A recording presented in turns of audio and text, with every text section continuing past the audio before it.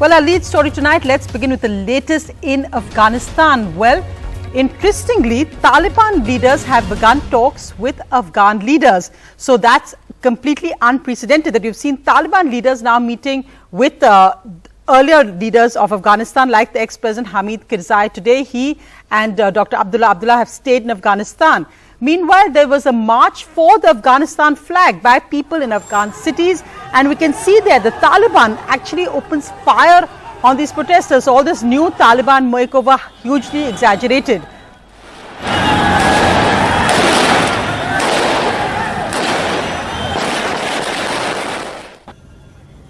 This has exiled Taliban leaders returned to Afghanistan from Qatar. Here's Mullah Baradar. Now, he's the co-founder of the Taliban. He's tipped to be a Taliban president. He's returning to Afghanistan after 20 years since the US actually came in here. And the Prime Minister chaired his second Cabinet Committee on Security meeting today on the situation in Afghanistan, the second in 2 days. Sanket Upadhyay reports on what is the latest decisions or what is the latest discussions on within the Indian government over whether they should engage with an Afghan government.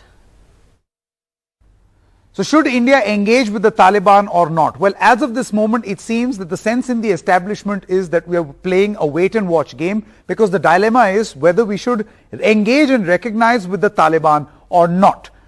This is a huge dilemma because what bothers India is a Taliban-Pakistan-China nexus. This time around, China is in the mix. So India, the sense within the establishment is whether our interests will be protected in Afghanistan, and also whether Afghani soil will be used to carry out terror activities or not. Fears of Taliban propelling terror in JK, Punjab and Kerala is a huge matter of concern which has been raised by various MPs also. Cabinet Committee on Security met on Tuesday and Wednesday, in which one of the key things that was addressed, that our top priority is that we should evacuate all the Indians who are stranded in Afghanistan. Apart from that, also offer refuge to Afghan Hindus as well as Afghan Sikhs as well. So this is also a factor which is playing on the mind.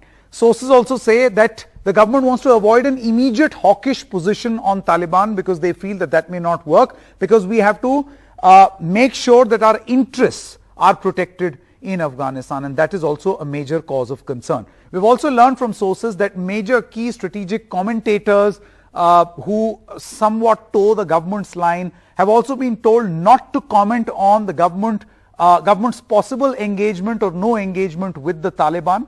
That is also something that we have learned. One of the things which is fresh in public memory is the horrors of Kandahar, and that is the biggest fear as of this moment, not just among the establishment but also among the people. People still, that memory, public memory of 1999 is still fresh. Ex-Afghanistan President Ashraf Ghani and his family are in the country on humanitarian grounds. Remember, this comes as there have been some calls to arrest him amid reports of him fleeing with suitcases of cash. There has been no confirmation of that, but the UAE has said they have welcomed ex-President Ghani in the UAE. Well, the other big headline tonight, India could finally have a woman Chief Justice of India, but not anytime soon, only in 2027. This came after the Supreme Court Collegium has today recommended 9 names to be elevated as Supreme Court judges to the centre. Among these, 3 are women judges. This is India's highest court of justice, yet it has never had a woman Chief Justice in the last 74 years. But that may finally change when 58-year-old Justice B.V. Nagaratna may become the first woman Chief Justice of India. She is currently a judge in the Karnataka High Court. Her name is among 8 judges and 1 lawyer recommended for the elevation to the top court, and includes 2 other women. These recommendations have been made by the collegium led by CJI N.V. Ramana and 4 other senior-most judges of the Supreme Court. These have been sent to the government, which will finally approve, and then the President will sign the appointment warrants. But there is no time limit on approval, and there have been instances in the past where the government has sent back these recommendations seeking clarifications. If Justice B.V. Nagaratna becomes the Chief Justice of India, she will be following in the footsteps of her father, E.S. Venkataramayya, who was Chief Justice of India between June and December 1989.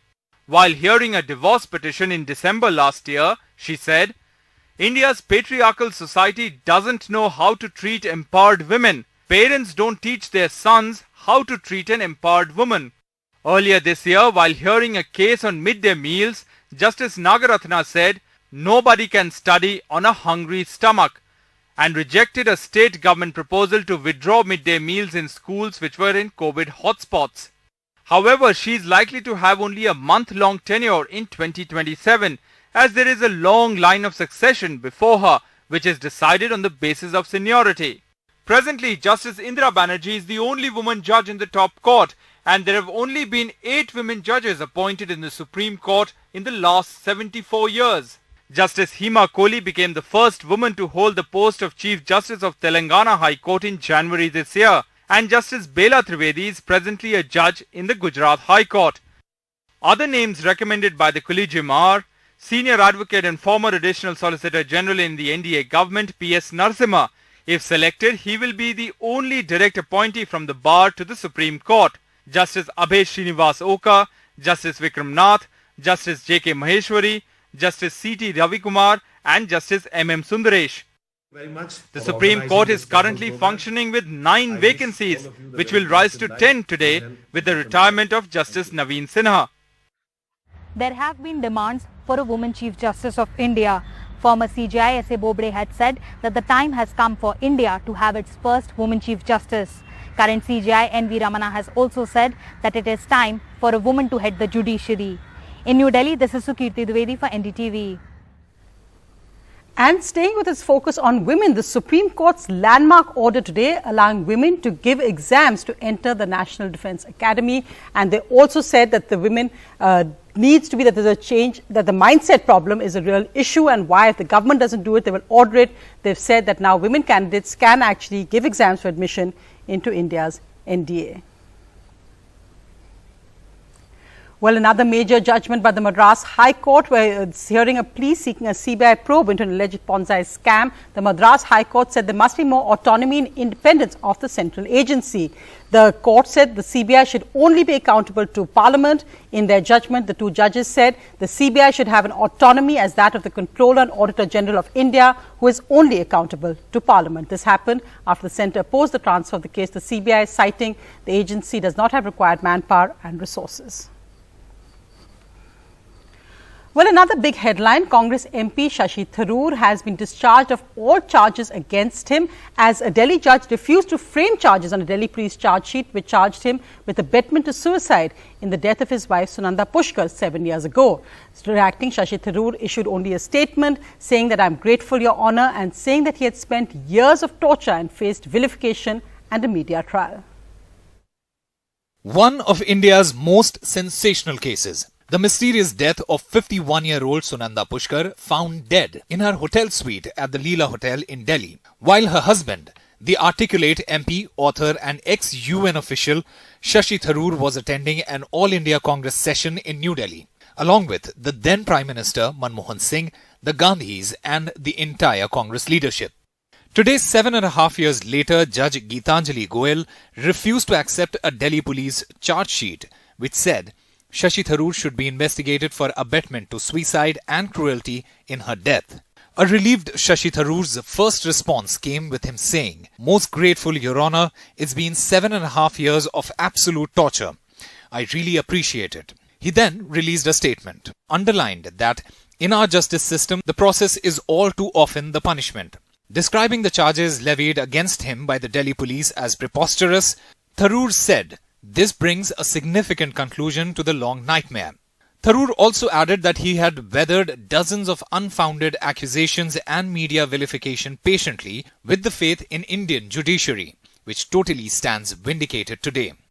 We have to read on what basis the discharge has been allowed by the court, but of course there was absolutely no evidence. 7.5 years to decide the application of discharge, it's really unfortunate. The SIT of Delhi Police took about 4.5 years to conclude the investigation. In fact, they took 1 year to register the FIR in this case. Sunanda Pushkar was found dead lying on her hotel bed on the 17th of January 2014. Her husband, Shashi Tharoor, said he left for the All India Congress Committee session without disturbing her because she hadn't slept well the night before. A post-mortem revealed no apparent reason for her death A week later, Delhi police investigators said she seemed to have died of hidden poisoning. Then a year later, the police registered a murder case against unknown people and 3 years later charged the MP with abetment to suicide. Sunanda's son Shiv Menon made a statement in the court backing Shashi Tharoor and said he would never have hurt his mother. It then took 3 years for the court to reserve its order in April this year and discharge Shashi Tharoor today. From the beginning of the Tharoor-Pushkar relationship, it had been a volatile one, conducted in the glare of the public eye with allegations of IPL corruption, which even the Prime Minister raised in a public speech referring to Sunanda Pushkar as a 50 crore girlfriend, and various BJP leaders taking potshots at Tharoor after her death. He was at the centre of a vitriolic media trial, causing him to go to court for protection. Mr. Shashi Tharoor is charge-sheeted in a serious allegation of murder. And I don't want to give him more respect and prestige by responding to his baseless allegations. Today, the Congress reacted in his support. Mahua Moitra, TMC MP, also came out in support of her Lok Sabha colleague Tharoor after the verdict, calling it as Satyamev Jayate. Sources in Delhi police say that they are awaiting detailed verdict. After examination, the prosecution unit will take a call on challenging the special court order in higher courts. With camera person Sasikanja, this is Arvind Gunasekar for NDTV. Well, moving now to a story which impacts us all, another hike in the price of cooking gas cylinders by 25 rupees per cylinder. So, from January this year, the price of cooking gas cylinders has gone up by 165 rupees. For the second consecutive month, LPG cooking gas prices have been increased, this time by as much as 25 rupees. In Chennai, many lower income households say they are already borrowing money to buy refills. அந்த 50 ரூபீஸ்ன்றது எங்களுக்கு பெரிய பைசா பெரிய விஷயம். இன்னைக்கு 50 ரூபீஸ்ன்றது நாங்க வந்து இன்னொருத்தர்கிட்ட இருந்து வாங்கி தான் அந்த 50 ரூபீஸ் நாங்க பே பண்ணனும். For Ramya, the LPG hike of 50 rupees in 3 months comes on the back of her husband losing his job at a hotel. She's now been forced to take up a job as a receptionist at a doctor's clinic. We the people also lost our jobs, salaries, everything. Why should they raise their cylinder rate now, this pandemic situation, sir? In Kolkata, people are worried and angry. अब 25 रुपये बढ़ा है तो हो सकता है पौने 10 रुपये हो जाएगा. अब उसमें हो जाएगा तो क्या करेंगे, खाना तो किसी तरीके से कच्चा या पक्का बनाना ही पड़ेगा.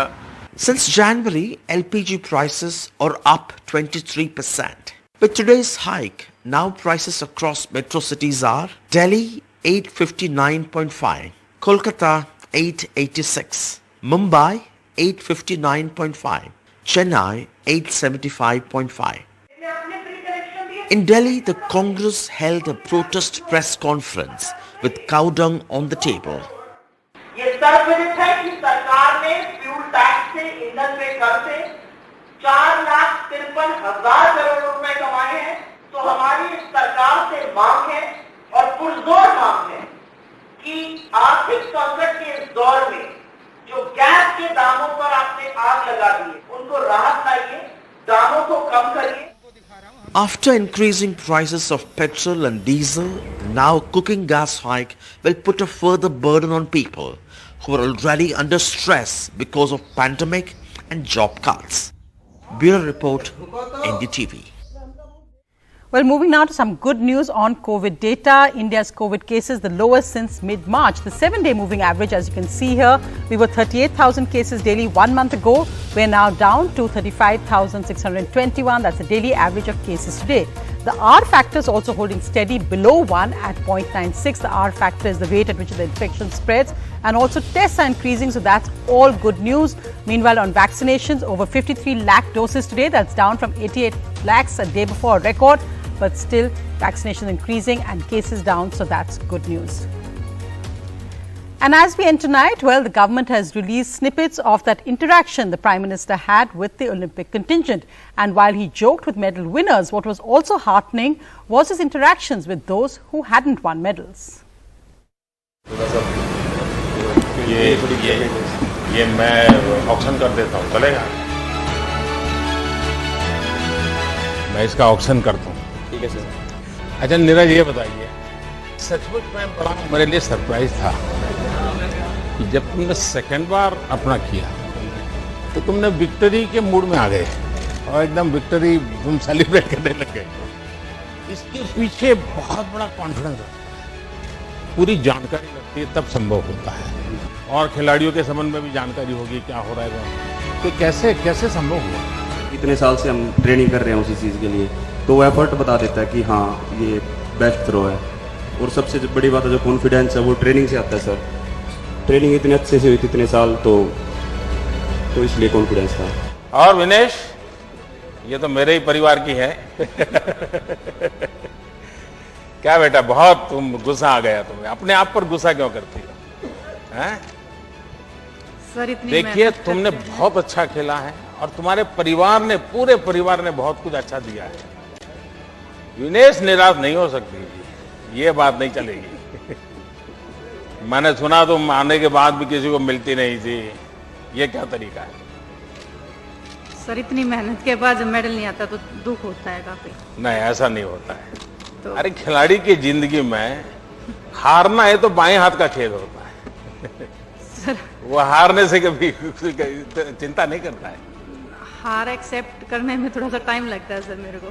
नहीं, बताए कि मन से निकालना चाहिए। और मैंने जो है अभी मैंने नीरज से एक बात कही, मेरा मत है कि जीत को कभी सर पे चढ़ने मत दो और हार को मन में बसने मत दो।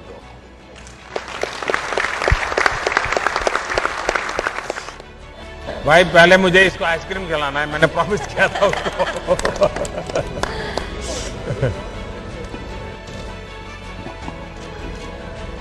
सब बंद हो गया ना? हाँ सर, अभी ओलंपिक्स टाइम पे ऑब्वियसली बंद हो गया, बट अभी थोड़े दिन से सबको खिलाइए भाई। हाँ।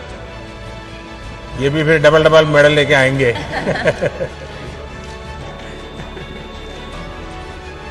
तुम्हें बहुत संभालना पड़ा सबको, है? मैं देख रहा था कि एक एक को तुझे खेल से ज्यादा संभालना पड़ रहा था, लेकिन तुम्हारा एक्सपीरियंस भी तो है 15 साल का लंबा। सर हमारे लिए सबसे बड़ी अमानत तो यही थी कि हम हिस्ट्री में फर्स्ट टाइम सेमीफाइनल में पहुंचे ओलंपिक्स के, और लास्ट टाइम हमने 12 टीम्स में से 12 फिनिश किया था, जो कि हमारा बिल्कुल अच्छा ओलंपिक्स नहीं था। और इस बार 4th फिनिश करना हमारी वुमेन हॉकी के लिए बहुत बड़ी बात है।